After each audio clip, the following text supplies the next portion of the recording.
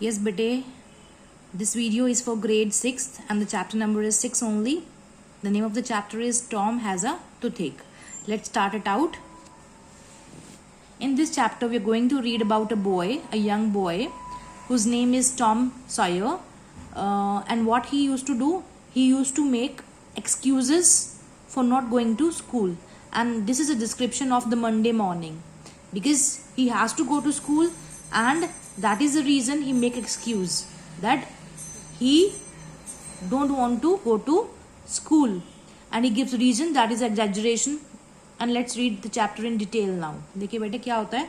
A young boy experiences Monday blues and tries to invent a reason to skip school. मतलब एक young boy की कहानी है ये, ठीक है. मंडे की बात है, मंडे सुबह की बात है. And tries to invent a reason to skip school, और एक ऐसा रीजन ढूंढता है, बनाता है ऐसा कि जिससे इसको स्कूल ना जाना पड़े. Right. So it's page number 47. Let's start the chapter. Monday morning found Tom Sawyer miserable. Means उसके लिए मंडे मॉर्निंग एक पुअर थी, और ये हमेशा ही रहती है. जब भी मंडे आता है, he feels like miserable, like a poor person. How? Because he don't want to go to school. Why he don't want to go to school? Because he has to go for whole of the week without any break. So let's read what it is given. Monday morning always found him so, because it began another's week slow suffering in school. He has to go to school, right? And for whole of the week. So that is why, that is the, for him it is something, a suffering.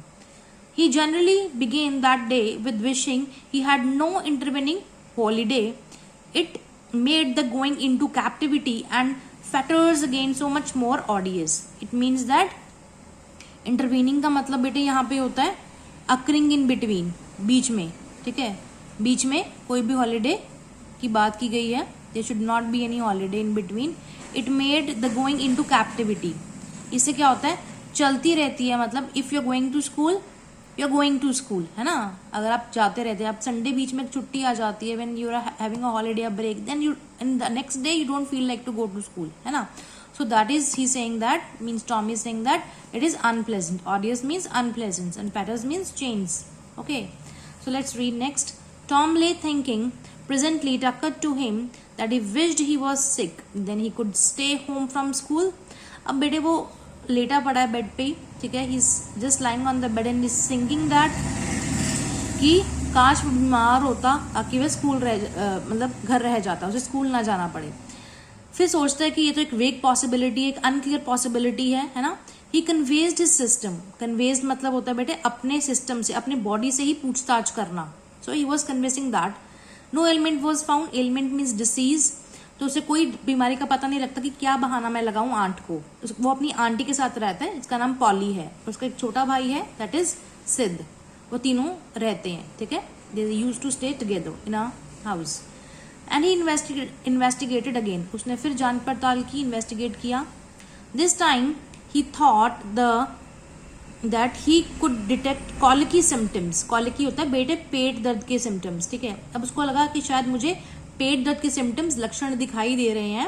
He began to encourage them. ऐसा वो करना चाहता कि भी हाँ, और मतलब दिखाए अपने फेस पे, अपनी बॉडी पे कि पेट दर्द हो रहा है.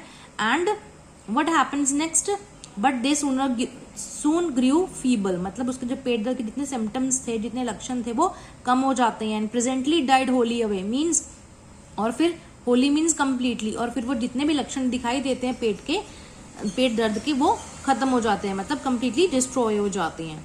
तो सोचता है कि ये तो बहाना नहीं चलेगा, है ना. ही रिफ्लेक्टेड फर्दर, मतलब और कुछ सोचता है. Suddenly he discovered something. उसे कुछ और उसको मतलब मिलता है कि ये बहाना हम लगा सकते हैं. This reason can be possible to give. One of his upper front teeth was loose. This was lucky. He was about to begin to groan as a starter, as he called it, when it occurred to him that if he came out to court with the argument, his aunt would pull it out and that would hurt. क्या कहता है कि ठीक है, मेरी उसको पता लगता है कि मेरी एक जो ऊपर की टीथ है, एक वो लूज है. अगर मैं ये बहाना लगाऊंगा तो ये तो अच्छा बहाना है. लेकिन फिर ये सोचता है कि अगर मैं ये बहाना लगाऊंगा तो आंट क्या कहेंगी, आंट में जो मेरी आंटी पॉली है वो कहेंगी चलो मैं तुम्हारा दांत ही निकाल देती हूँ, और वो चीज तो मुझे हर्ट करेगी, मुझे पेन देगी, है ना. So he thought he would hold the tooth in reserve for the present and seek further. मतलब अभी के लिए तो रख लेते हैं ये बहाना, लेकिन मुझे कोई और बहाना, अच्छा सा बहाना सोचना पड़ेगा, कहते इसको हम बाद में चलाएंगे. Nothing offered for some little time. Then he remembered hearing the doctor tell that a certain thing that laid up a patient for 2 or 3 weeks and threatened to make him lose a finger. अब उसे एक याद आया था, कभी वो doctor के पास गया था और उसे याद आया था कि अगर उसने सुना है किसी पेशेंट को कहते हुए, किसी डॉक्टर को पेशेंट को कहते हुए कि अगर